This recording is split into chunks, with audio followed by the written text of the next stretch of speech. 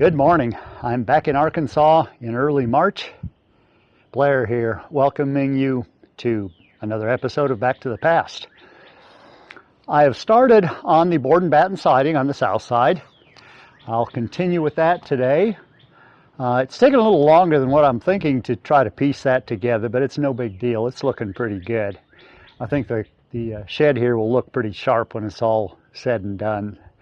So stick around here and let's go through some of this siding together. Nothing special.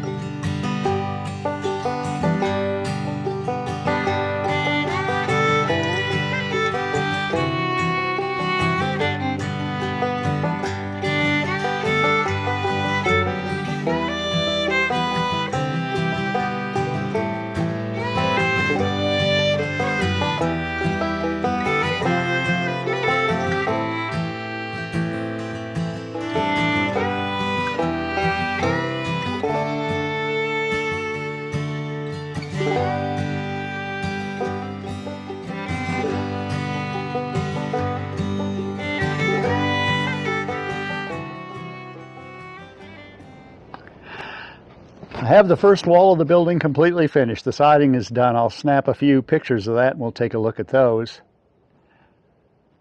What is typically done, I've found, in the 19th century, when we have fairly tall walls on the gable end, rather than running the boards the full length, is that they'll cut them off at the eave height and then overlap with another course the rest of the way up to where you essentially have a 3/4 inch or 1 inch overhang from one to the other.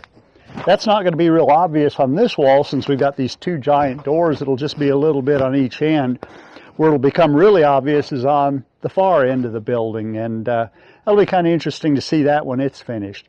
And typically they didn't do square cuts. Whatever the angle of the cut happened to be on their board, that's what they used. It could be like that, it could be square, it could be just about anything. It actually looked pretty cool. So I'm going to try to mimic that a little bit here, but it'll be most obvious on the other end.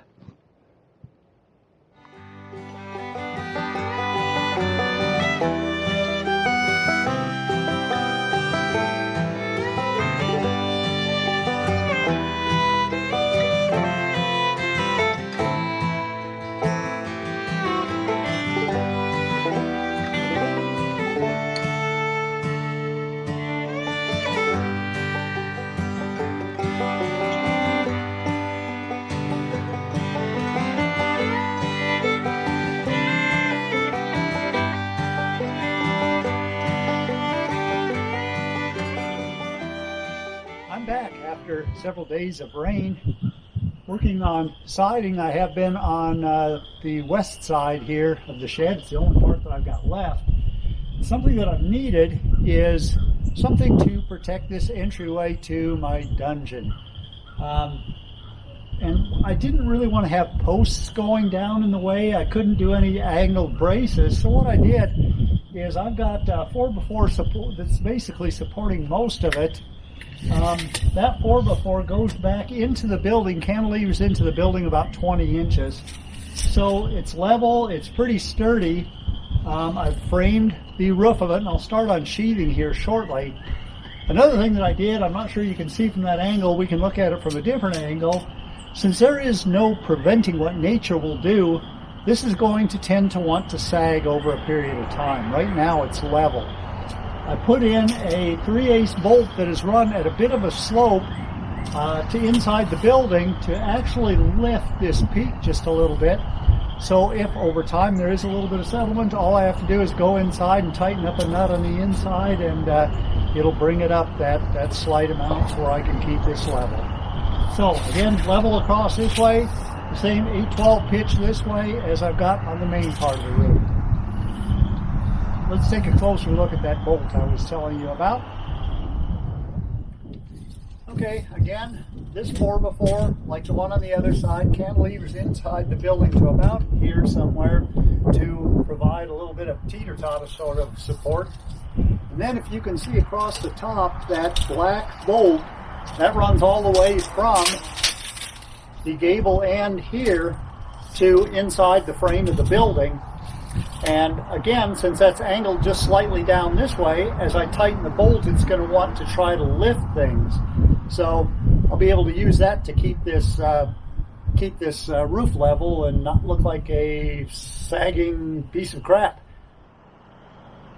And still one more view of this, taking a closer look.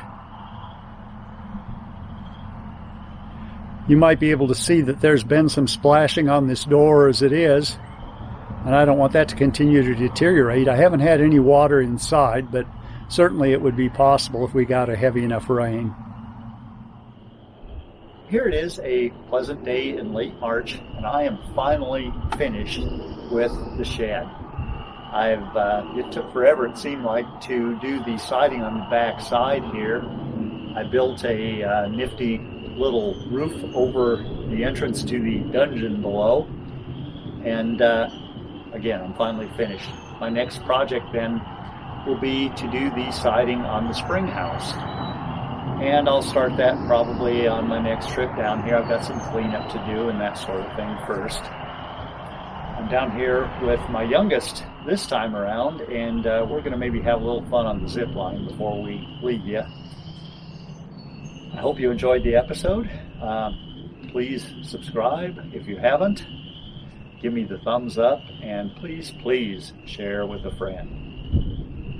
We'll see you on the next one.